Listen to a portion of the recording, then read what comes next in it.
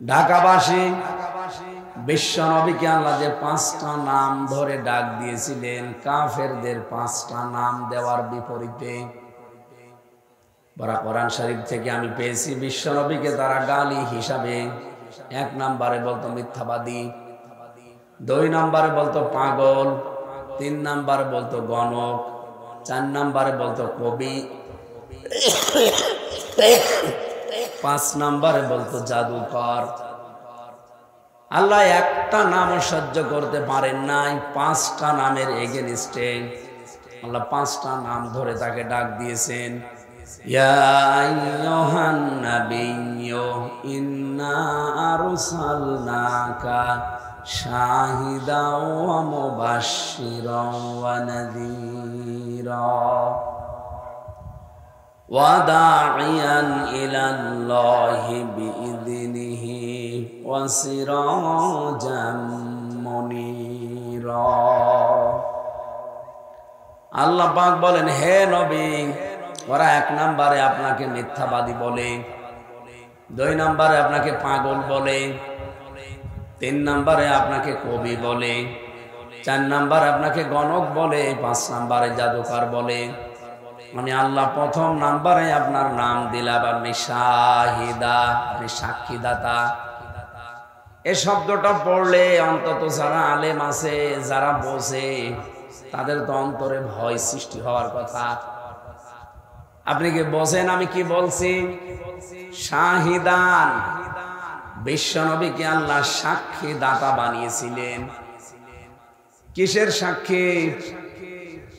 কোরআনে কারিমে আল্লাহ আয়াতের ব্যাখ্যা করতে গিয়ে আরেকটা আয়াত দিয়েছেন, সূরা আলে ইমরানের 41 নম্বর আয়াত, সূরা নিসার 4 নম্বর 5 নম্বর পারার 3 নম্বর পৃষ্ঠার 15 নম্বর লাইনে আছে, ফাকাইফা ইযা জিনা মিন কুল্লি উম্মাতিন বিশাহিদ ওয়া জিনা বিকা আলা হাউলাই শাহিদা।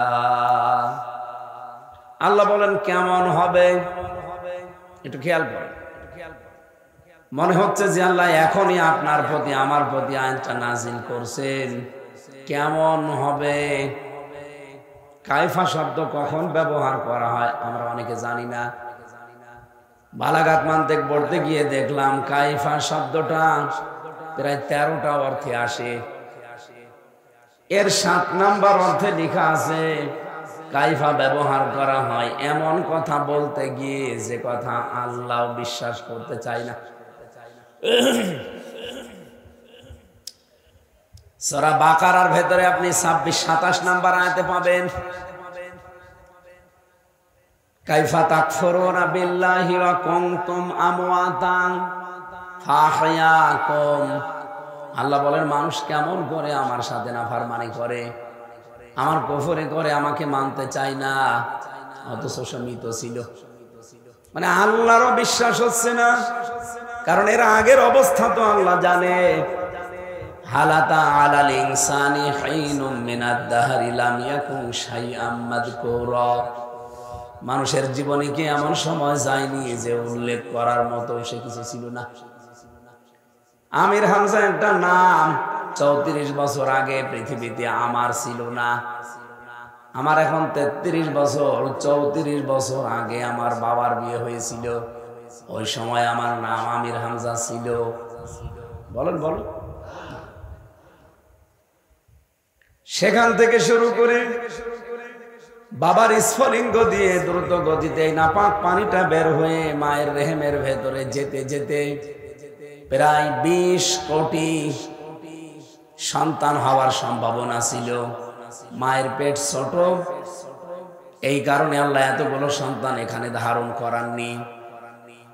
হয়তো কারো 1টা 2টা 3টা 5টা 7টা 13টা পর্যন্ত সন্তান পৃথিবীতে আমরা দেখেছি। ক্যালিফোর্নিয়ায় এক মহিলা। বিজ্ঞান এখন কম্পিউটারের মাধ্যমে দেখতে পাচ্ছে বাবার এই বীর্যটা যখন মায়ের রেহেমের ভেতরে যেতে থাকে, সবাই ওই ডিম পানু পাওয়ার জন্য দৌড়াতে থাকে দলে দলে। কেউ হয়তো মায়ের জরায়ুর দেওয়ালের সাথে ধাক্কা লেগে পড়ে যায়, ওই পর্যন্ত যাওয়ার ক্ষমতা শুধুমাত্র আল্লাহ হামজাকে দিয়েছে, আর আমার ভাই বোন যারা ছিল বাকি সব রাস্তায় পড়ে মরে গেছে। এ পর্যন্ত আমি আসলাম। এখানে যদি আল্লাহ শেষ করে দিতে পারতেন, ইচ্ছা করলে পারতেন, করেননি। তিলে তিলে নেই থেকে যিনি অস্তিত্ব দিয়েছেন তিনি আমার রব। খাবার ব্যবস্থা করলেন ওই মায়ের পেটের ভেতরে, ওখান থেকে দুনিয়ার মুখ দেখালেন। পৃথিবীতে বহু মানুষ দুনিয়ার মুখ দেখার সময়ও মারা যায়, জন্ম নিয়ে মারা যায় না?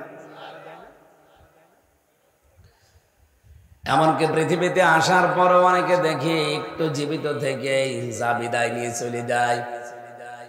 বলেন তো, এরকম একটা অবস্থা আল্লাহ আমার জীবনের উপরে দিতে পারতো না?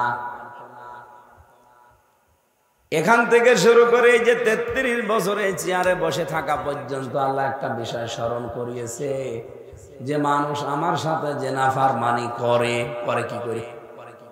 আমি আল্লাহরই তো বিশ্বাস হয় না যে নাফরমানি করতে পারে, কারণ ও তো কিছুই ছিল না। আমি আল্লাহ নিজে ওকে জীবন দিয়েছি, আবার মরণ দেব, আবার আমার কাছে ফিরে আসা লাগবে। কাইফা শব্দ ব্যবহার করা হয় কখন? আমি কি বোঝালাম? যে আল্লাহ বিশ্বাস করতে চাই না এমন শব্দ বলার আগে।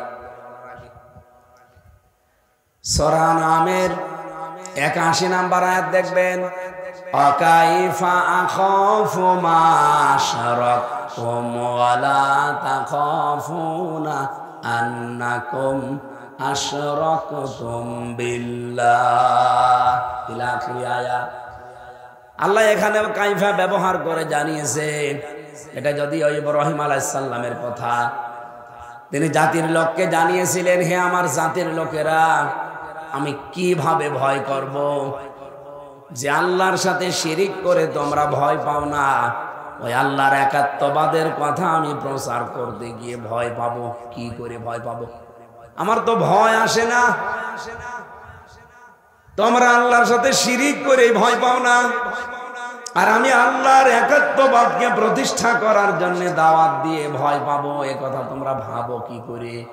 মালাম ইউনাসিল বিহি আলাইকুম সুলতানা, তোমাদের পক্ষে কোনো দলিল নেই, আর আমি যে প্রচার করি, দাওয়াত দেই, আমার পক্ষে সহিফা আল্লাহ দিয়েছেন। জোরে বলেন সুবহানাল্লাহ।